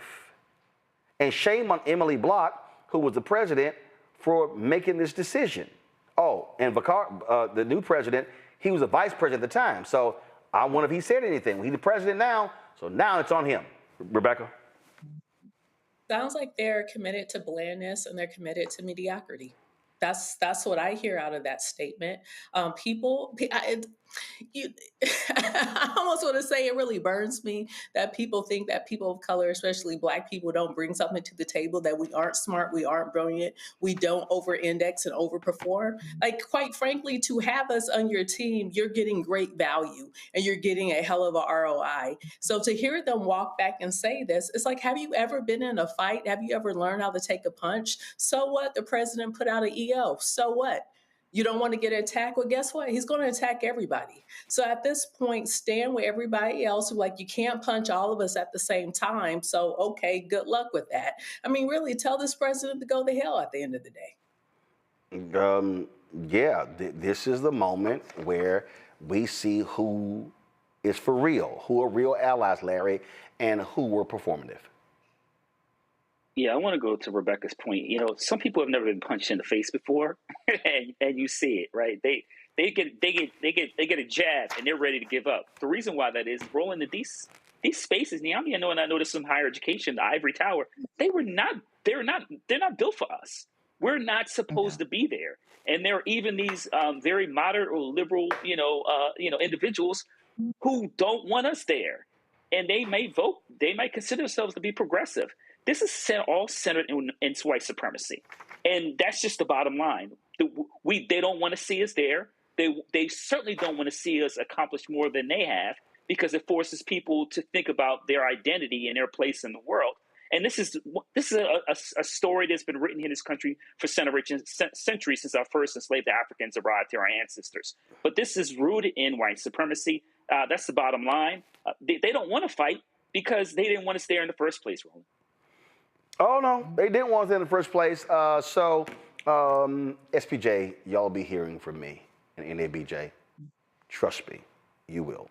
Folks, Arizona Attorney General is suing House Speaker Mike Johnson, demanding that he swear in a duly elected member of Congress. She won her late father's seat in landslide nearly a month ago. Now, Johnson's been holding up Grijalva's swearing in until Senate Democrats agreed to end the government shutdown. Now, mind y'all do know that he did this twice for Republicans, and he just keeps saying that, I'm not doing anything. Now he's saying that now Attorney General, Arizona Attorney General Chris May says there's no legal reason to block her.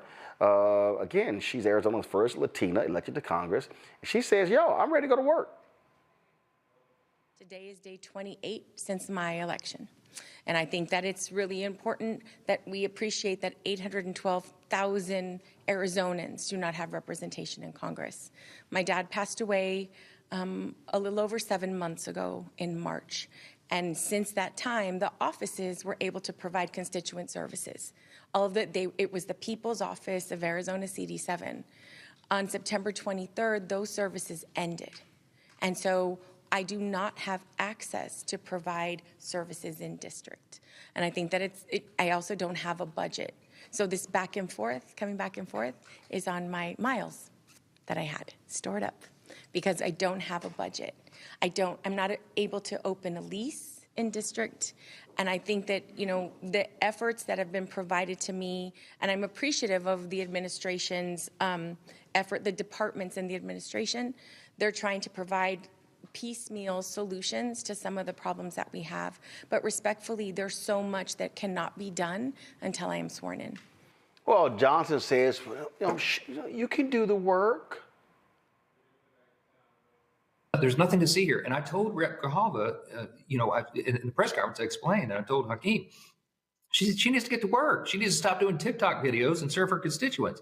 The only thing that she hasn't done is taken the oath and will administer it as soon as possible. But in the meantime, she should be taking her constituent calls. She should have her 16 employees that she's already hired in here working, like all my staff's working, to handle the crisis that has been created by the Democrats. Her constituents have serious challenges and problems right now. She can be directing them to the right offices. And if it's something outside of her scope, she can send it to her 2 senators, because they apparently have a lot of idle time right now because they're doing TikTok videos themselves out in front of my office for publicity stunts. So the whole thing is ridiculous.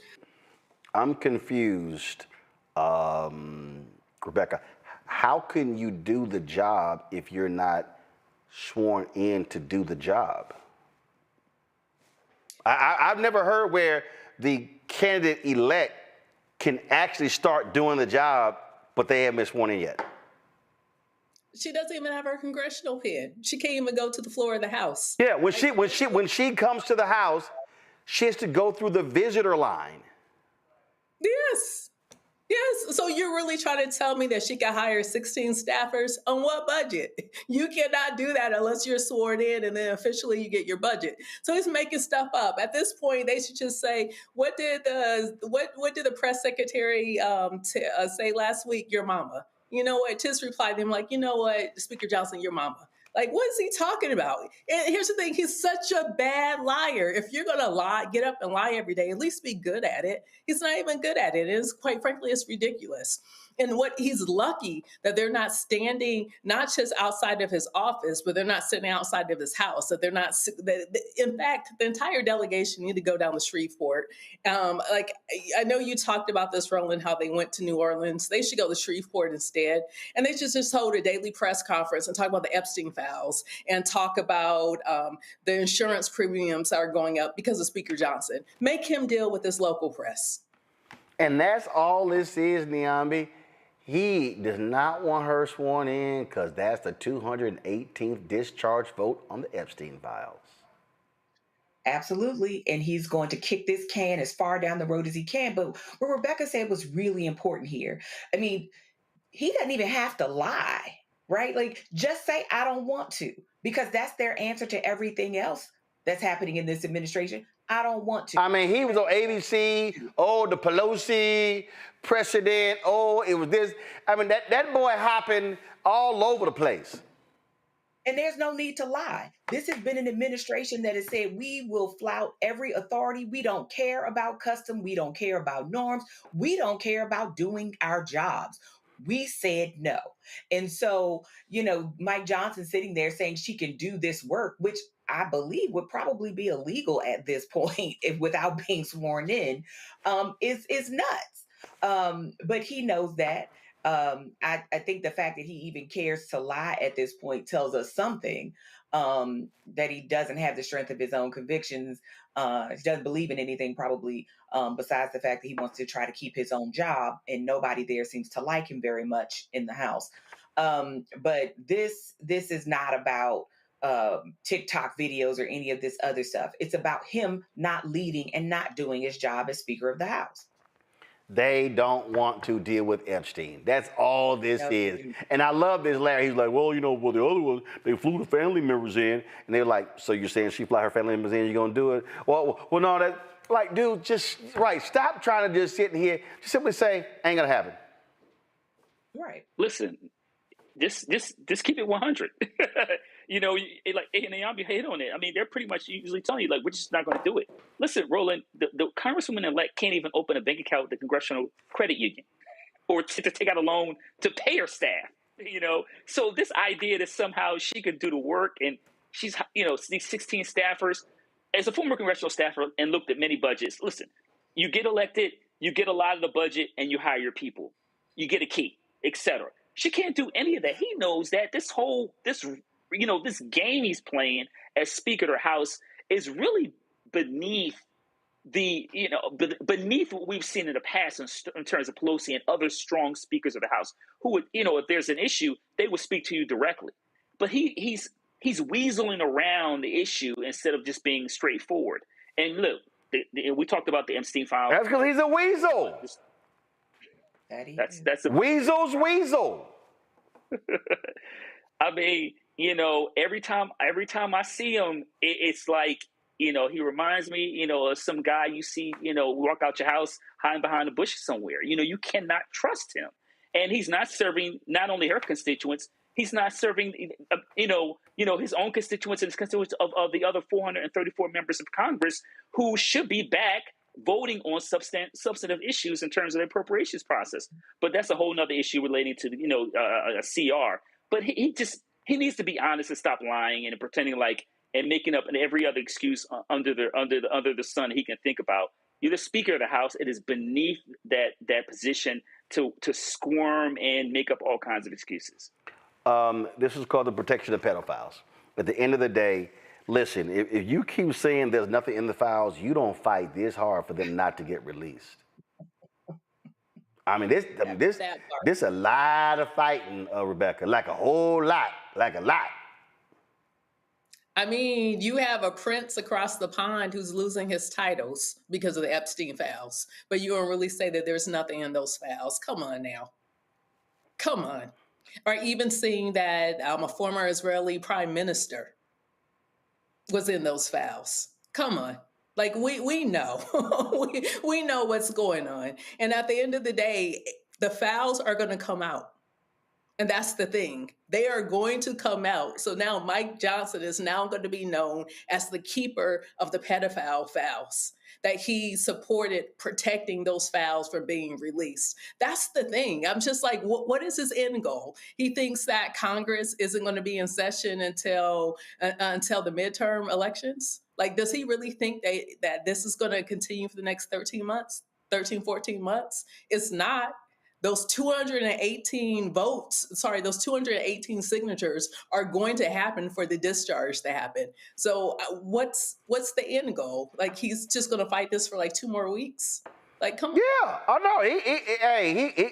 Listen, if they vote on the budget, he gonna find some other excuse, Niambe, to not. I'm just gonna keep y'all on. I mean, they have been on vacation 73 of the last 85 days. Mm-hmm. Look, I mean, they have dug in their heels. He has his marching orders. Those files are not to come out, and he is going to do everything he can. I agree with Rebecca. They're going to come out eventually, but they are going to do everything they can in the meantime to prevent that from happening. That means hurting the American people. That means, ruining his credibility and everybody else's in his party to do it. I mean, this is the same party that, remember, a few years ago was running with the story that Hillary Clinton and John Podesta were running a ring of pedophiles. And here we are. Our president has pictures with an actual convicted pedophile and his handler and their victims. And some birthday drawings. And some birthday drawings and everything else. And you're talking about there's nothing to see here. So I agree with you, Roland. This is a case of thou doth protest too much. And this was also what they campaigned on, right? Yep. Complete transparency. We're going to let you see them. And even their own voters are, when you have Marjorie Taylor Greene and others saying, well, what's happening here? That should put us all at some dis-ease. Absolutely. All right, y'all. Federal judge extended the block of the Trump administration's deployment of hundreds of National Guard troops into Chicago and across Illinois. The Justice Department told U.S. District Judge April Perry it agreed to the extension to facilitate the Supreme Court's review of the administration's appeal seeking to overturn the block. The decision stems from a lawsuit filed by the city of Chicago and the state of Illinois challenging the president's authority to deploy troops within the state. The Supreme Court could rule on the administration's request at any time. Judge Perry cautioned under federal rules she could extend the temporary restraining order only once. That means the court must soon decide whether to proceed with a preliminary injunction hearing, conduct a trial on the merits of the lawsuit, or convert the temporary restraining order into a preliminary injunction without a hearing. Don't be surprised if they'll just give Trump whatever he wants. Oh, remember that white guy, the racist? Donald Trump's picked to lead a key federal watchdog agency. Well, his punk ass resigned.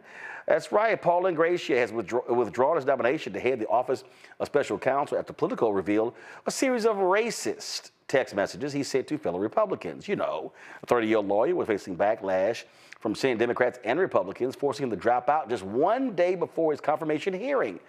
Messages linked to Ingratiates included racist slurs, praise for Nazis, and denigration of black holidays like MLK Day, Juneteenth, and Kwanzaa. Senate Majority Leader John Thune and at least 3 other GOP senators said, no, I can't do this. I can't do this. Now, it must be something, Larry, when the Republicans say, shit, even he too racist for us. Yeah, a bridge too far on white supremacy. I never thought I would see the day, but here we are, Roland. You're right. It's always interesting to hear Thune and some of the other Republicans say, well, you went too far. This is too racist. They like, damn. So, right. When the racists say you're a racist, that's really, how bad it is. But he still works. He's still got a job, Roland. We should still know he's still a federal employee. Yep. He hasn't been fired from that job. Oh, no, because Trump reflection of the GOP. don't mind racists. Oh, What's that? Trump don't mind racists. He got Stephen Miller sitting right next to him. Yeah, well, yeah, Stephen Miller among dozens of others working at the White House. But like I said, this is a bridge too far on the racism. But he won't be the last individual we'll see text messages or other videos, etc., who said racist things. I think this is eventually we'll saw what JD Vance is saying from the other text messages. Hey, it's not that bad. It's just locker room talk. So I think while he's a sacrificial lamb, we'll unfortunately see a bunch of other crazy fools come through and get confirmed who've made the same kind of comments. Anybody shocked by this? One of the January 6th terrorists pardoned by Donald Trump, the twice impeached criminally convicted felon in chief, has been arrested for threatening to kill Democratic leader Hakeem Jeffries. 34-year-old Christopher Monahan from Clinton, New York, charged with a felony count of making a terroristic threat. He's currently being held at the Dutchess County Justice and Transition Center in Poughkeepsie, New York. A judge set his cash bail at $10,000, his bond at $30,000, or a partially secured bond of $80,000. He's back in court on Thursday. Jeffrey released a statement regarding his arrest, saying, "I'm grateful to state and federal law enforcement for the swift and decisive action to apprehend a dangerous individual who made a credible death threat against me with every intention to carry it out." The person arrested, along with thousands of violent felons who stormed the U.S. Capitol during the January 6th attack, were pardoned by Donald Trump on the president's very first day in office. Since the blanket pardon that occurred earlier this year, many of the criminals released have committed additional crimes throughout the country. Unfortunately, our brave men and women in law enforcement are being forced to spend their time keeping our communities safe from these violent individuals who should never have been pardoned. It is the honor of my life to serve in Congress during these challenging times. Threats of violence will not stop us from showing up, standing up, and speaking up for the American people. Tuesday, reporter asked House Speaker Mike Johnson about the arrest of the January 6th terrorists. While Johnson condemned the threat against Jeffries, he said violence is more prevalent on the left than the right. Wow, that's your answer, Mike?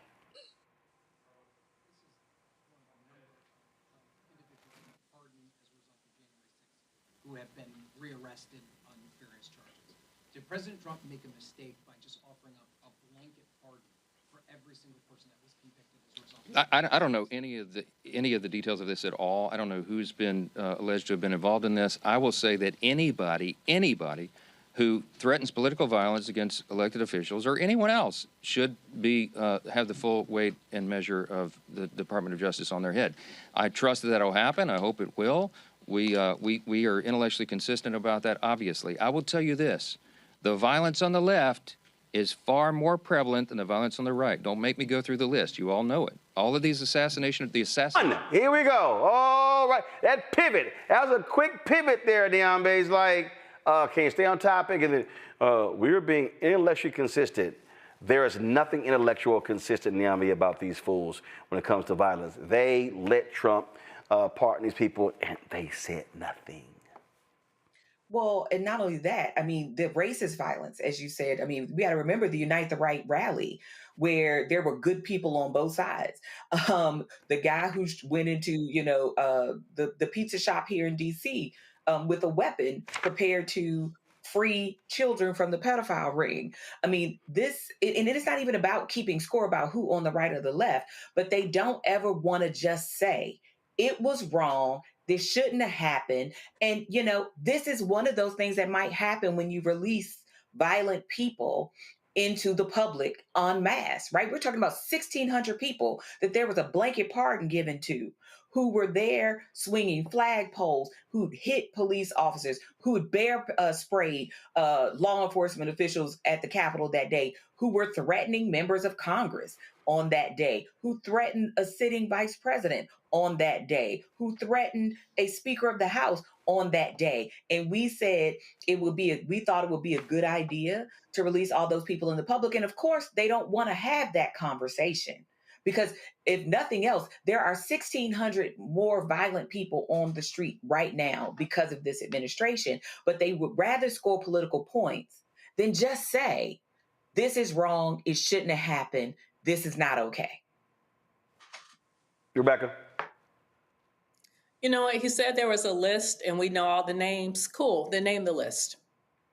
I want to hear the names. Since we all know, I want to hear all the names on the left. I'll wait. Name the names. And it'll be a short wait. Larry? Roland, real quick, is a reminder, a couple of years ago, then FBI director, testified that, white domestic terrorist violence was the #1 issue in this country. Yep. So there's that. Yep. White people. White people. All right, last story here, y'all. Saturday, in cities across the country, nearly 7 million people gathered for the No Kings rally to protest the Trump administration. I saw this video in Alabama, which, of course, ranks #1 in child poverty. One rally speaker really just laid out these issues in Alabama and how they are impacted.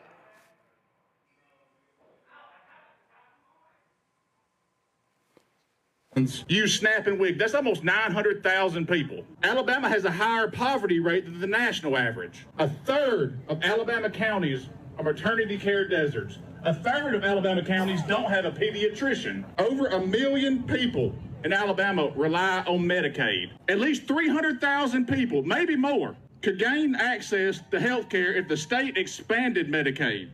That would also create and save jobs and ward off the closures of rural hospitals and healthcare services. But our state leaders continue to refuse to, and our national representatives vote to cut health care. 130,000 Alabamians could lose their health care coverage. You can't call yourself pro-life and refuse to expand Medicaid. You can't call yourself pro-life and cut health care. You can't call yourself pro-life and be against feeding children. You call yourself pro-life because you support forcing every baby to be born, yet you are against helping people who are alive. You can't say you're for small government and want the government in all of the uteruses. You can't say you're for small government and support the federal government taking over cities. You can't say you support states' rights and support other states invading states. You can't say you support free speech but want the government to punish people you disagree with for expressing theirs. You can't say you love freedom if you support taking other people's freedoms away. Good people do not look at what is going on and cheer it on. Good people do not cheer on the oppression of others.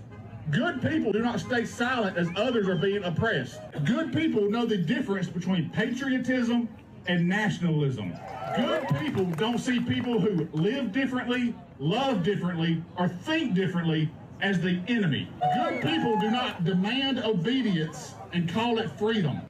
I have consistently said that white Democrats have to take people like him and travel across the state and look broke, white conservative people with jacked up health care and jacked up education in the eye and say, I'm talking to you. What say you, Rebecca?